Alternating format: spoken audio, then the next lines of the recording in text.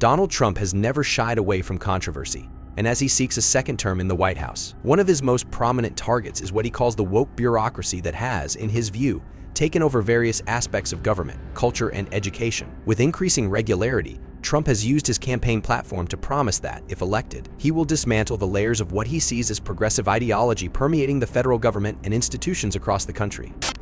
To each and every one of you here at CPAC, I am more grateful to you than you will ever know.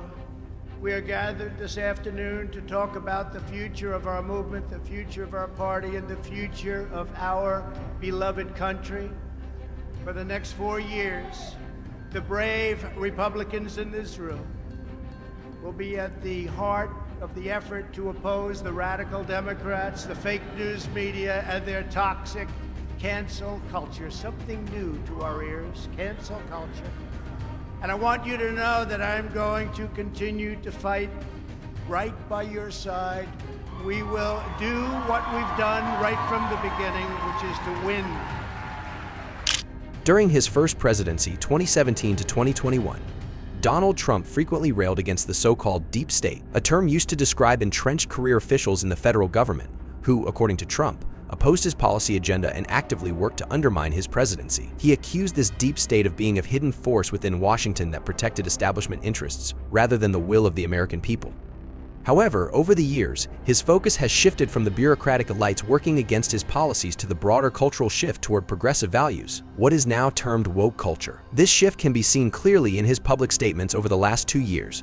What would the first thing you'll do to fix our current school system and even our current military that's only focusing on teaching woke gender ideology over learning the basics of life and history and protecting us? So, good question. Some of it partially answered, but not all. With the military, we're ending woke immediately. You know, I ended woke, totally. And then they, in their first week, they reestablished it. It's crazy. They pay instructors hundreds of thousands of dollars a year. It literally, literally they want our military to be woke. And it's just not going to happen. You read in Hawaii where they had the horrible fire where he has consistently criticized what he describes as radical, left-leaning, social justice ideologies. In fact, Trump has argued that these woke policies now present in everything from public school curriculums to corporate diversity training programs are destructive to traditional American values and freedom of speech. He views these initiatives as a calculated effort to reshape the U.S. into a country that no longer prioritizes patriotism, economic freedom, or family values. During a 2024 campaign rally in Arizona, Trump stated, "The woke bureaucrats are running wild, telling our kids what to think, turning our institutions into thought police. If we don't stop it now, we'll lose America forever." We will keep critical race theory and transgender insanity out of our school. No, but you are. It always gets the biggest, because can you imagine your child goes to school and they don't even call you and they change the sex of your child? Donald Trump has been clear that one of his first priorities, if re-elected, will be to drain the swamp again, but this time with an even sharper focus on dismantling policies and programs that promote what he sees as the progressive or woke agenda. One of Trump's most consequential moves during his first term was the creation of Schedule F, a plan that reclassified many federal employees, especially those in policy-related positions, as at-will employees. This reclassification would allow the president to dismiss federal workers more easily and replace them with individuals aligned with his administration's goals. When Trump announced his intent to use Schedule F, it was primarily to target bureaucrats he believed were aiding his agenda. I will restore my famously successful executive order requiring that for every one new regulation, 2 old regulations must be eliminated, and I will ask Congress to make it permanent. We will again implement a regulatory budget, putting a hard cap on the cost of regulations to the U.S. economy. Instead of growing the size and scope of the federal government, every single year we've been doing that. We will shrink it every year with aggressive cost reduction targets for each federal department. However, if he returns to office in 2025, Schedule F would almost certainly be revived, and this time, Trump would likely target those individuals or agencies promoting woke policies. This could affect federal agencies, such as the Department of Education, Health and Human Services, and even the Environmental Protection Agency, where diversity, equity, and inclusion training programs, gender studies initiatives, and climate change policies are widely supported. Trump has previously voiced disdain for these kinds of programs, often citing them as distractions from core governmental duties. At a 2023 rally in Ohio, Trump said, "Our federal government is not supposed to be in the business of woke politics. It's time to clean house, get rid of the bureaucrats who are imposing these radical ideas, and restore common sense." Critical race theory and diversity, equity, and inclusion initiatives have been some of Trump's most frequent targets in his public speeches. During his time in office, Trump signed an executive order banning the teaching of CRT in federal training programs, calling it a form of toxic propaganda that promoted division among races rather than unity. When President Joe Biden took office, one of his first actions was to reverse this order, reinstating federal diversity training programs. If Trump returns to the Oval Office, he has already promised to dismantle any programs that teach CRT or promote what he views as leftist racial and gender ideologies. In a speech at the Conservative Political Action Conference (CPAC) in 2022, Trump declared, "We will not allow our government to teach our people to hate America." Critical race theory is nothing more than a Marxist ideology designed to divide us, and as soon as I'm back in the White House, it will be gone. This message has resonated deeply with Trump's conservative base, who see CRT and DAY initiatives as manifestations of a larger cultural agenda aimed at rewriting American history and discrediting long-held national values. The Department of Education is likely to be one of the first agencies targeted under a Trump administration, with the goal of removing any federal funding for schools that implement CRT-based curricula. I got to know the real fighting generals. There's not woke in the military. There's woke at the top. They want there to be woke, but these guys aren't meant for woke. I would fire them. You can't have woke military. You said it's so great. You know, you need people that want to win. They want to win wars. That's what their purpose is, to win wars, not to be woke. But we do have great military.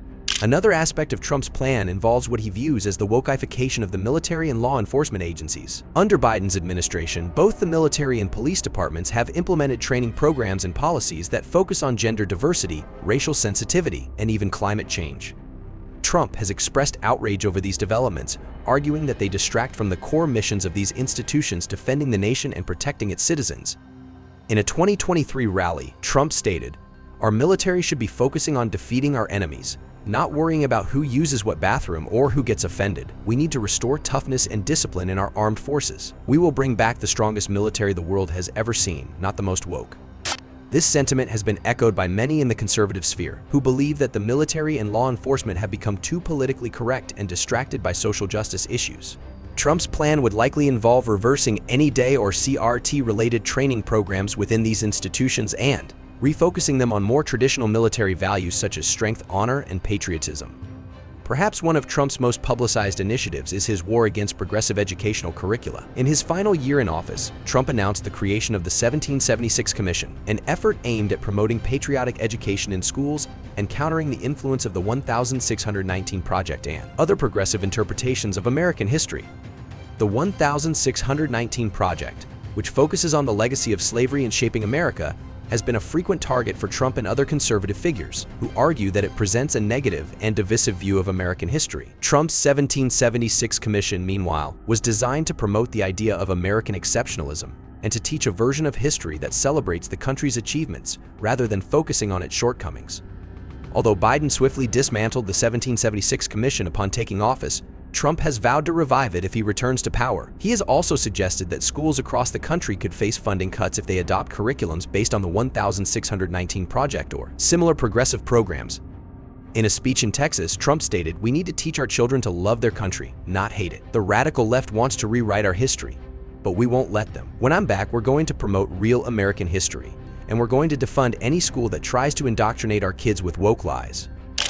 And I said, this guy doesn't have what it takes, and you're seeing that now, because the worst decisions I've ever seen. That's, again, why I put the patent. I just remembered it as I was coming over here. I said, get that clip quickly. The people of Alabama understand that clip. Do you think that...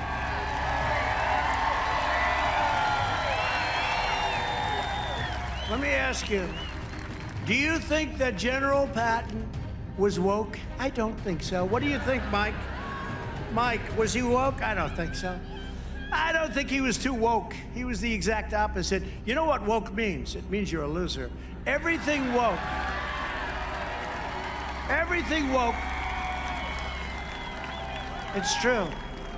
Everything woke turns to shit, okay? It's true. It's true. Look at what's happening.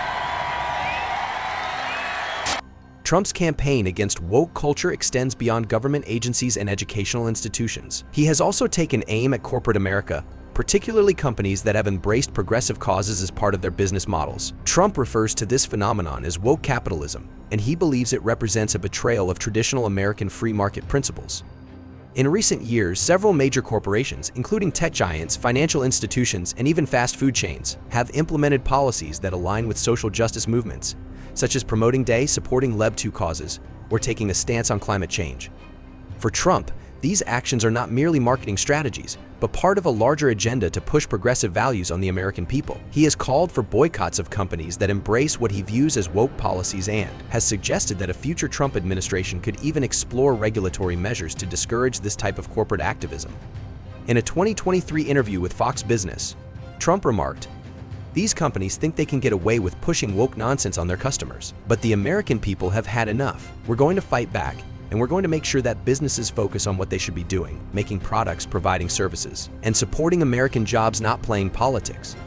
While Trump's rhetoric against woke culture certainly resonates with a significant portion of the American electorate, his proposals are also likely to ignite fierce resistance from progressive activists, civil rights organizations, and a large segment of the Democratic Party.